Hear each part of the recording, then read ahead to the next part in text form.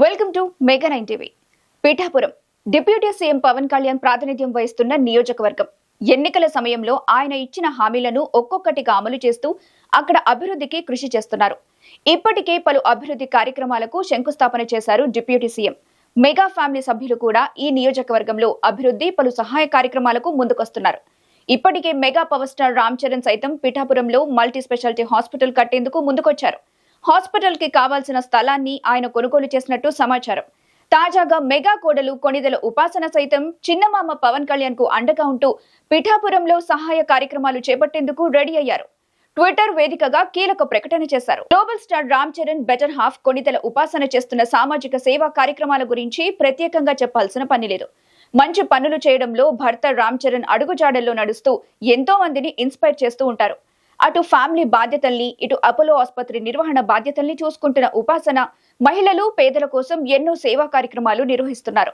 అలాగే మూగజీవాల సంరక్షణ కోసం తోడ్పడుతున్నారు. తాజాగా ఉపాసన మరో మంచి పనికి శ్రీకారం చుట్టారు. అపోలో హాస్పిటల్స్ అధినేత తన తాత ప్రతాప్ రెడ్డి జన్మదినం సందర్భంగా ఆమె ఓ మంచి పని చేయబోతున్నారు. మహిళా శిశు సంక్షేమానికి ప్రత్యేక కార్యక్రమం ప్రారంభించనున్నట్టు ఆమె తెలిపారు. తన మామ డిప్యూటీ సీఎం పవన్ కళ్యాణ్ ప్రాతినిధ్యం వహిస్తున్న పీఠాపురంలో ఈ ప్రాజెక్ట్ ని ప్రారంభించనున్నట్టు తెలిపారు. ఈ మేరకు సోషల్ మీడియాలో ఒక పోస్ట్ పెట్టారు ఉపాసన.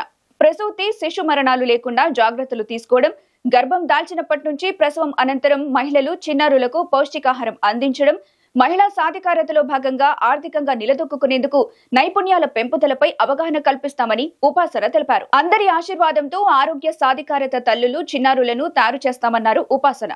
సుమారు 1000 రోజుల పాటు ఈ కార్యక్రమం చేపట్టనున్నట్టు చెప్పారు. సమాజానికి తిరిగి ఇచ్చే అవకాశం రావడం తన బాధ్యతగా భావిస్తున్నానన్నారు. మహిళలు ఆరోగ్యంగా ఉండాలి, వారి పిల్లలు సంపూర్ణ పోషణ అందిపుచ్చుకోవాలి. అదే లక్ష్యంతోనే తమ ప్రయాణం మొదలైందన్నారు. మొదట పిఠాపురంలో ప్రాజెక్టు ప్రారంభమైన తర్వాత మరిన్ని ప్రాంతాలకు ఈ సేవలను విస్తరిస్తామని ఉపాసన చెప్పుకొచ్చారు. ఇది ప్రారంభం మాత్రమేనని, త్వరలో 109 అంగన్వాడీల భవనాలను పునరుద్ధరిస్తామని ఉపాసన ప్రకటించారు.